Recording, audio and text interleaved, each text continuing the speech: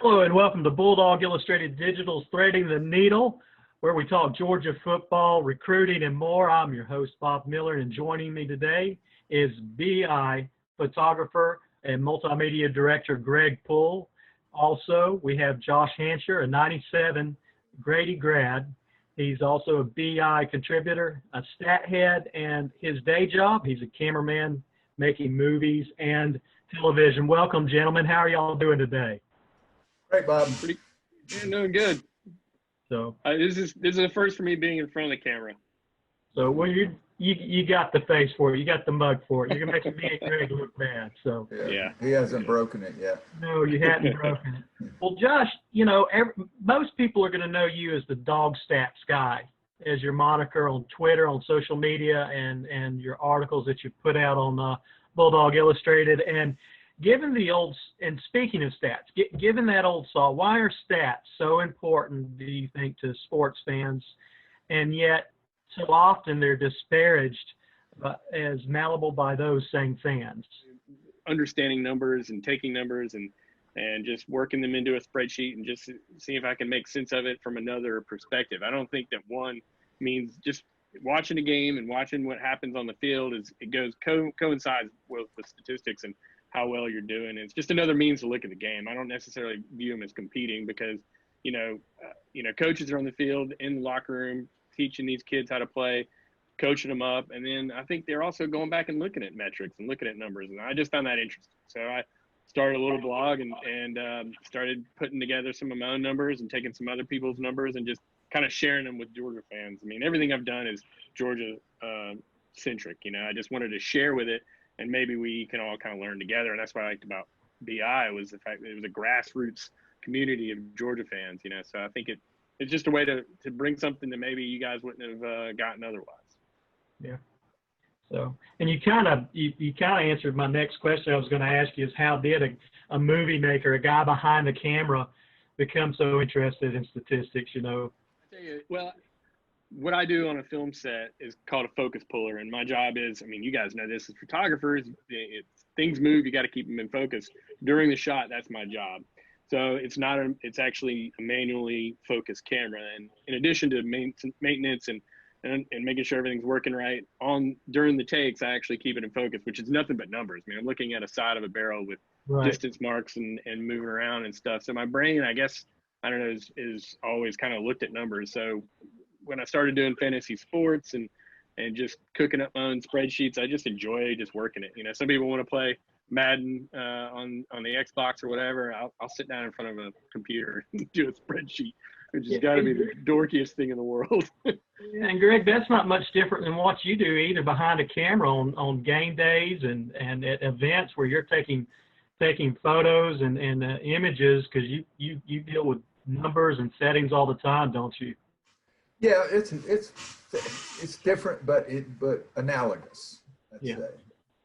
Yeah. Well, speaking of those numbers, let's dive into it. Let's thread the needle, so to speak. I know some of the first stats you looked at when you started doing this and presented on Bulldawg Illustrated and to the fans out there were you were talking about offensive plays and what made a play successful. 50% of the yards to gain on first down, like 5 yards on 1st and 10. And then on second down, it's 75% of the yards to gain on second down and then 100% of yards gained on 3rd and 4th down. So you want to basically, an efficient offense finds themselves in 3rd and short situations more frequently than 3rd and long. Absolutely. Yeah. In Georgia, we can talk about it too, is, we were pretty efficient. Super efficient in 2017, 2018. We started out great, and then something happened. We really fell off a cliff in terms of efficiency. And if you're not efficient on first down and you're not efficient on second down, it certainly makes those third downs a lot more difficult to convert and move the chains. And that's the goal: is moving the chains, staying on the field, staying on schedule. All of those things are critical. And Georgia just didn't do a good job of it this year. Well, Josh, given what you looked at 2019, how do you think that translates to the upcoming 2020 season? Where you got a new quarterback, there's going to be a new quarterback. There's going to be significantly different offensive line, and a bunch of new wide receivers.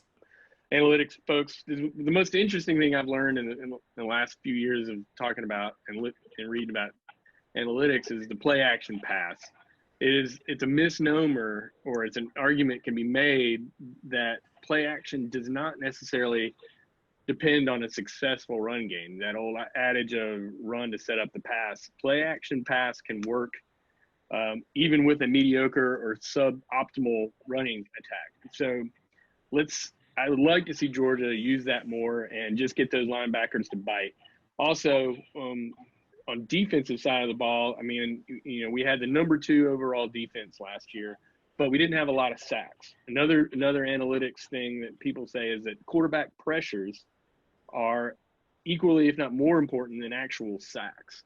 So quarterback pressures is one of those stats that really indicates a good defense. In Georgia, and looking at a chart and right here on Georgia's pressures last year, we had 277 quarterback pressures, 258, which was in the playoff era only behind 3 Alabama teams. Wow. But we didn't have a lot of sacks. So that's a stat on the defensive side of the ball I'd really like to see us continue to improve on, because quarterback pressures are going to lead to sacks, and sacks are havoc plays, and sacks are very, very important to getting the defense off the field and getting the offense the ball. Pressures are great unless you're playing Joe Burrow, huh?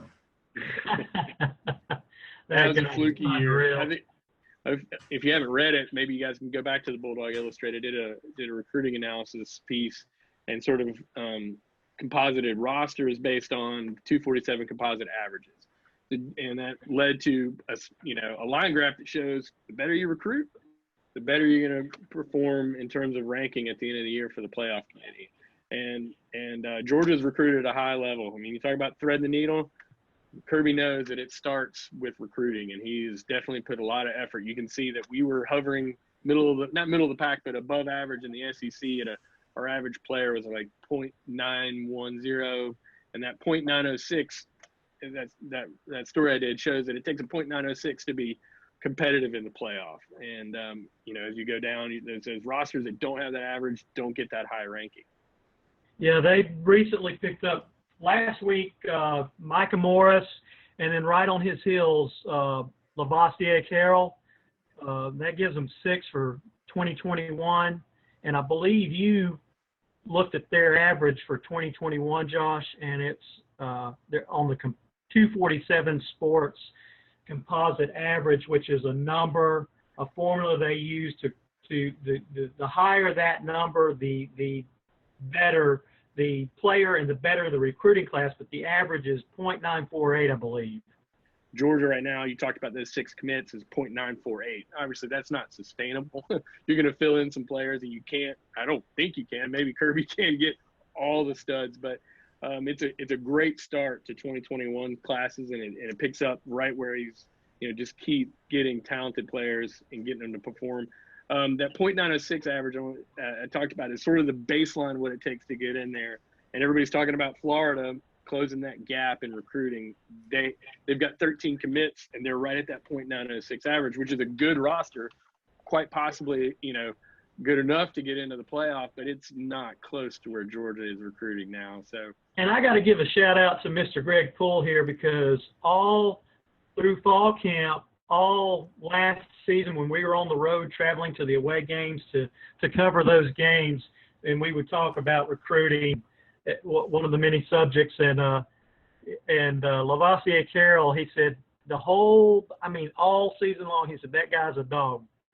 And Lavoisier, he's from IMG Academy in Bradenton, Florida, which is that really big time private program powerhouse, but he's originally from Warren County, Georgia, I believe. Correct, Greg? Yep. So, but you were really high on him all last season, all through the off season. You said, "Yep, that young man's a Bulldog." Yeah, well, the kids from Warren County are not going to any place else, especially right. with Kirby Smart recruiting them. I mean, there aren't that many anyway. Yeah.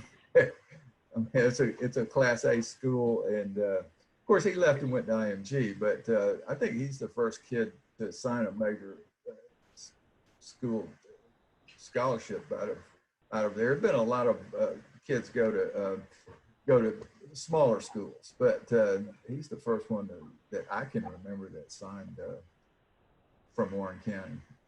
And the reason I remember is because that's where I grew up. Yeah. Talented young man. If you haven't had a chance to watch him play, we've got his commitment article on Bulldawg Illustrated. I've got his highlights posted. He's a 6'1", 195-pound rising senior. He's a highly rated 4-star prospect. 247 Sports has him as the number 8 running back in the country. Rivals has him as the number 1 athlete. Kind of similar to maybe James Cook, a little bit bigger, but he's fast, quick, athletic, just really, really talented. And the other commit that committed on Wednesday last week that we'll probably see blocking, opening holes for him, Micah Morris. He's a 6'4", 316-pound rising senior out of Camden County in Kingsland, Georgia. Another highly rated 4-star offensive tackle prospect. 247 Sports, Rivals, ESPN, they all have him as a top 100 recruit nationally for 2021.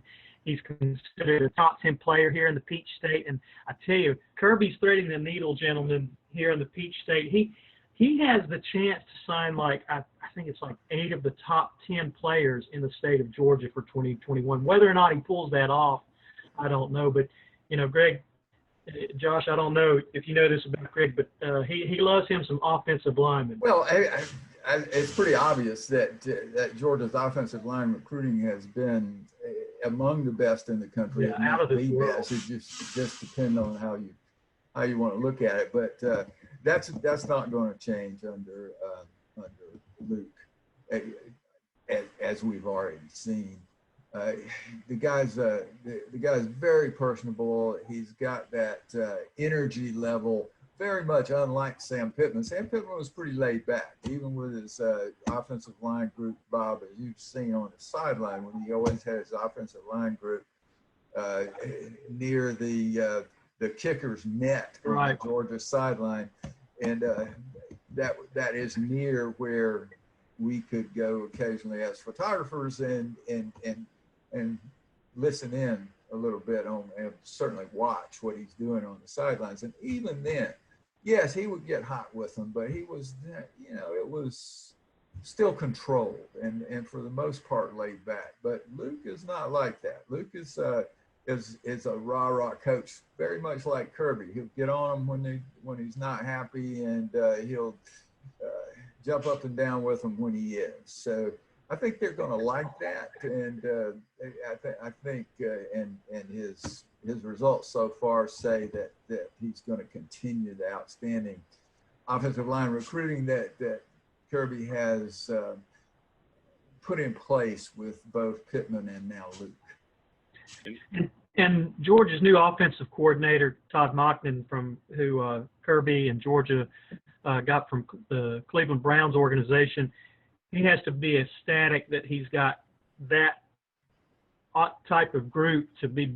blocking for his skill players for the offensive schemes he's going to be running. And unfortunately, because of the coronavirus and no spring football, we have yet to really see what Monken's going to bring to Georgia, how much different it's going to be. Greg, you tend to think it's not going to be all that much different from what you've posted on the board. Well, here's what I don't think is going to happen. There's not going to be a new offense. Right. It's just not.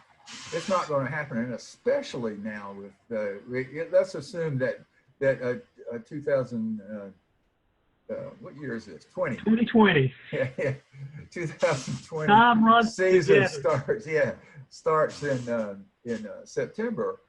Well, now with the delay, certainly there's not going to be any wholesale changes with the offense.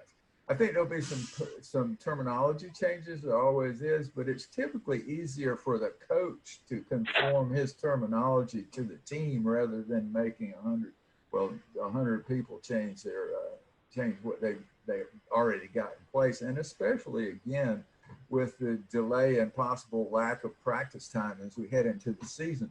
But I do think the calls will be substantially different. I think there could be and probably will be some pass pattern changes or grouping changes, things like that. But as far as the offense, there's nothing that I can see from what Monken has been doing that he can't do out of the offense that Georgia has already in place. So that's why my prediction, and I'll remind everybody that I'm very often wrong. As we like be loud. Yeah. Well, I mean, just be loud wrong. If you're not wrong, you're not making guesses. So, and that's of course that's all it is a guess. We haven't seen him do anything. So I'm just thinking from going back to Josh's word, from an efficiency perspective, it would be much more efficient to modify what's in place. Right. Cleveland Browns are one of the first organizations to really have analytics people on their staff, and I believe that's where he was. So I don't know if he was just going along for the ride of that, or if he's contributing to that, or what. But I expect that professional level and looking at analytics and metrics and stuff, hopefully it might come over to Georgia and let's run an efficient offense. Let's not just run an inside zone run on first down. 7 out of 10 times would be a start. So let me ask you a question, Josh. When you're watching film, how do you know whether a play is whether it's a play action play or an RPO? I got to say that I depend on other experts for that, if I'm honest. I just had to put you on the spot with that. I want to give a shout out. I don't know if you've checked it out, but I've talked about him in some of the blog posts. SEC StatCat. Yeah, he's the guy you got to follow. Oh man, it's awesome. I crunch my own numbers and look at my own stats, but I'm always comparing them with some of the SB Nation guys, and certainly SEC StatCat. As I'm always looking at those numbers. So because play action was not run very much too, so I didn't get a lot of chances to compare the RPO versus the play action. Can you explain it to us, Greg? What? No. I